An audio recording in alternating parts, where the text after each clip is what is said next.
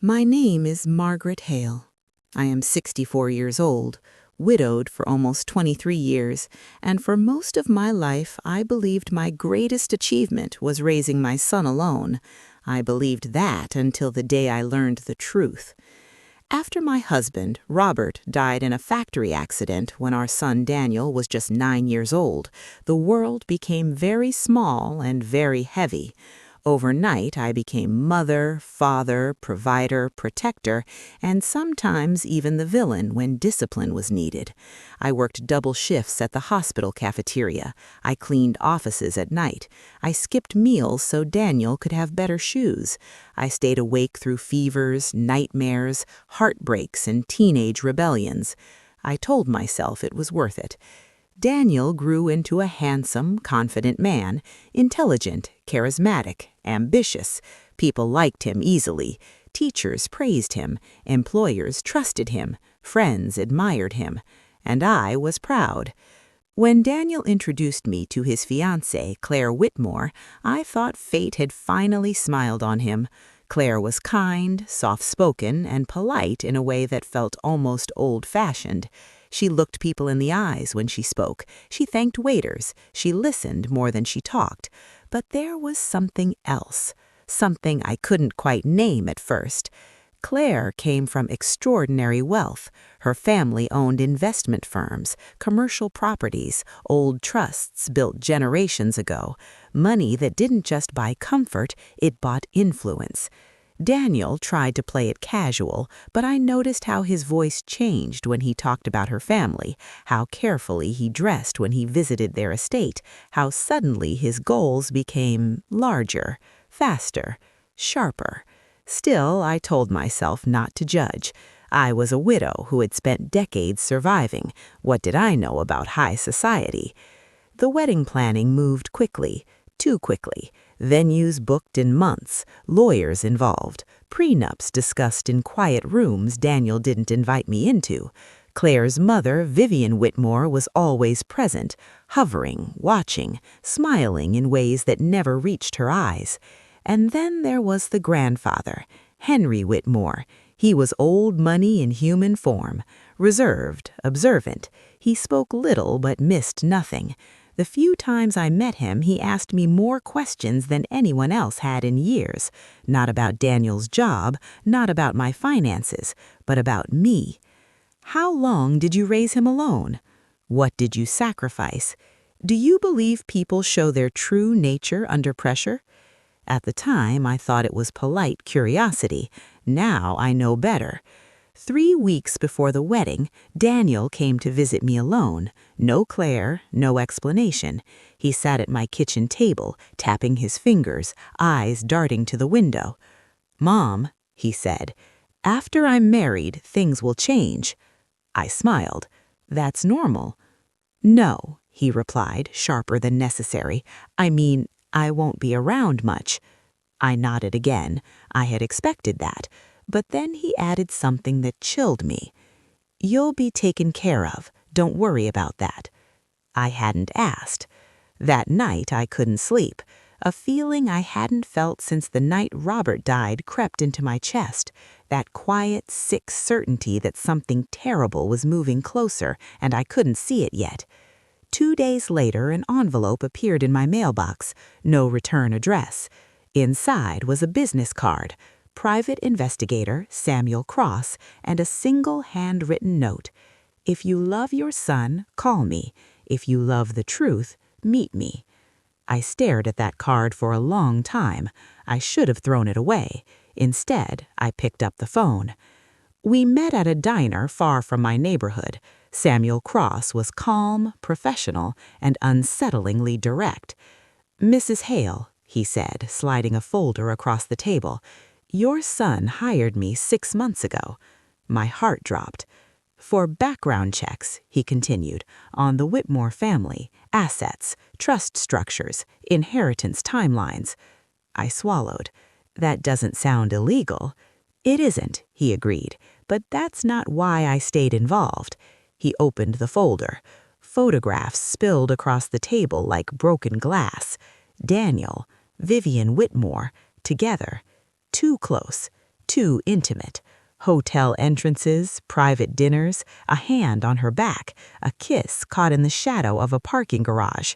I couldn't breathe. "They're having an affair," Samuel said quietly, "and that's the least disturbing part." Then he showed me Henry Whitmore did not answer his own phone. A woman with a calm, clipped voice did. She didn't give her name. She didn't ask mine. She simply said, "State your business." I told her I was Daniel Hale's mother. There was a pause, just long enough to tell me that meant something.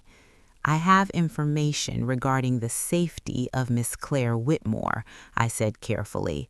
"Information her grandfather will want to hear in person." Another pause, longer this time. "Where are you calling from?" she asked. "My home," I replied, "but I won't discuss details over the phone." Within 6 hours, a black sedan pulled up outside my small house. No sirens, no drama, just quiet authority. Henry Whitmore stepped out himself. He looked older up close than I remembered, thinner, slower, but his eyes, those eyes were sharp as winter glass. He didn't waste time with pleasantries. "Show me," he said. We sat at my kitchen table, the same one where Daniel had eaten cereal as a boy, the same one where he had told me not to worry because I'd be taken care of. I slid Samuel Cross's folder across the table. Henry didn't react at first. He studied each photograph carefully, each message transcript, each timestamp. His face remained still, but I noticed something important. His hands clenched. When he finally looked up, his voice was low. "How long have you known?" 3 days, I said. "And my daughter?" he asked. "She's involved, actively." That was when he closed his eyes, not in disbelief, in confirmation. "She always wanted more," he murmured. "More money, more control. I hoped age had softened her." "It sharpened her," I said. Henry nodded once. "Tell me everything," he said. "Start from the beginning, leave nothing out." So I did. I told him about Daniel's childhood, about sacrifice, about how charm can be a mask when paired with hunger, about how love, when mixed with greed, rots quietly. Henry listened without interruption. When I finished, he stood. "This wedding will proceed," he said. My heart jumped. "What?" He turned to me. "If we stop it now, they scatter. Evidence disappears. Stories change. I want them exposed, publicly, permanently." "And Claire?" I asked, fear tightening my chest. "She will be protected," he said firmly. "She will not be alone with him, ever." That night, a plan began to form, not a confrontation, a reckoning. Henry explained the trust to me in simple terms. The Whitmore inheritance was not a single payout. It was layered, conditional, protected by clauses activated only under specific circumstances. Marriage alone wasn't enough. Time mattered, behavior mattered, and, most importantly, death under suspicious circumstances froze everything. Daniel and Vivian believed they were clever. They were wrong. Over the next 2 weeks, I played my role perfectly. I smiled at bridal showers. I complimented Claire's dress. I hugged my son and told him how proud I was. And every time he smiled back at me, every time he called me Mom, I wondered when exactly he had stopped being my child and become a stranger capable of murder.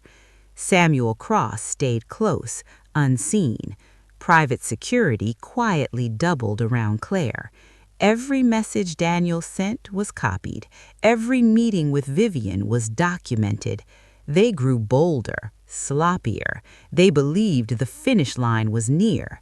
The wedding day arrived in silk and roses. The reception hall glittered with crystal chandeliers and quiet money. Politicians, bankers, old families, new power. Daniel stood tall in his tailored suit, confident, untouchable. Claire looked radiant and fragile. She squeezed my hand before the ceremony. "I'm glad you're here," she whispered. So was I. The vows were exchanged, applause echoed, music swelled, champagne flowed.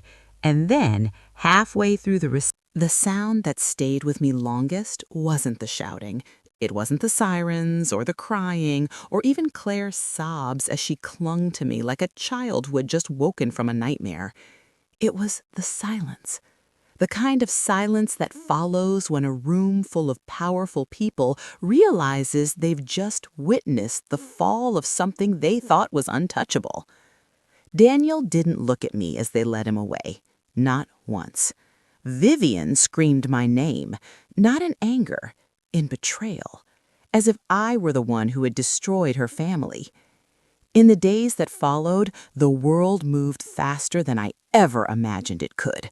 Lawyers descended like vultures. Investigators combed through emails, bank records, hotel logs. Claire was moved to a secure location under her grandfather's protection. The wedding photos were buried by legal injunctions before they could ever reach the public. But the story still leaked. It always does. Engagement annulled amid fraud allegations. Wealthy heiress targeted in inheritance plot. Mother's affair with son-in-law exposed.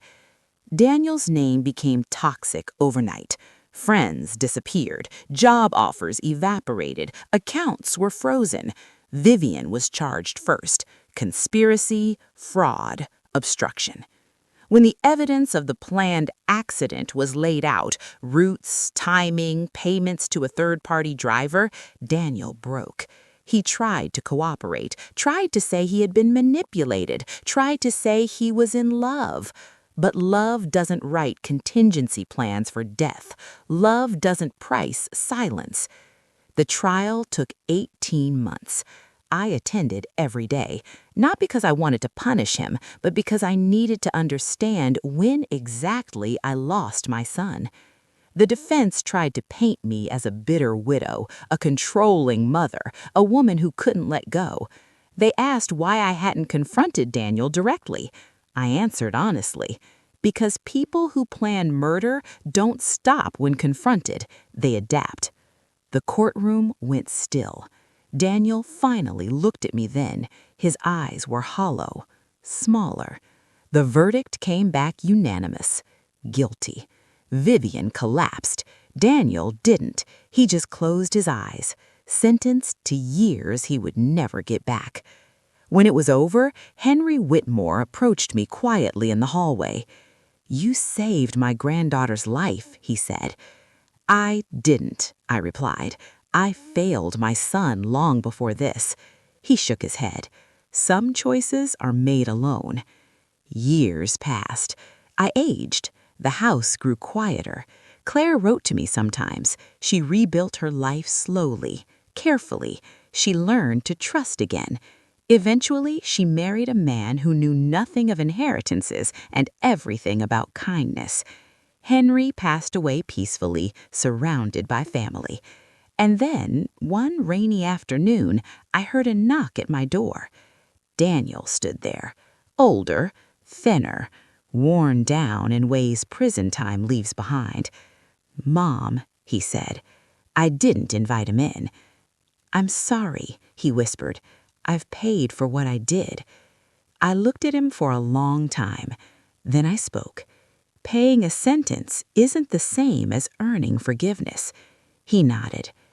"I don't want your money. I don't want help. I just want a chance." I stepped aside, not to welcome him home, but to let him speak. He told me about nights staring at concrete walls, about realizing too late what greed had turned him into, about losing everything. When he finished, I told him the truth. "I will not save you," I said. "I will not rebuild your life. I will not shield you from consequences." His shoulders sagged. "But," I continued, "if you choose to live honestly from now on, that work will be yours alone." He cried, not loudly, quietly, the way boys cry when they finally understand what they've lost. I closed the door behind him when he left. I didn't follow. Some lessons are meant to echo, and some love must end to protect what remains. I watched Daniel walk down the path until the rain swallowed his shape. Then I locked the door. Not out of anger, not out of spite, but out of understanding. For years, I believed motherhood meant saving your child at any cost, that love was proven through sacrifice, that if you gave enough of yourself, you could shape someone into goodness. I was wrong. Love does not erase choice, and sacrifice does not cancel accountability. In the quiet that followed, I returned to small things, morning tea by the window, folding laundry slowly, speaking my husband's name out loud when I missed him. I stopped asking where I failed and started accepting where Daniel decided. Some nights, guilt still visits me. It sits beside my bed and whispers questions with no answers, but I no longer let it stay long, because I did what a mother must do when love and morality collide. I chose the innocent. I chose truth. And I chose to stop protecting a lie just because it wore my son's face. If Daniel rebuilds his life, it will be by his own hands. If he becomes better, it will be because he finally faced himself. And if forgiveness ever comes, it will not be a gift. It will be something earned through years of honesty, humility, and restraint. As for me, I live quietly now. Not better, not broken, just awake. I loved my son enough to let him fall, and that is the hardest kind of love there is.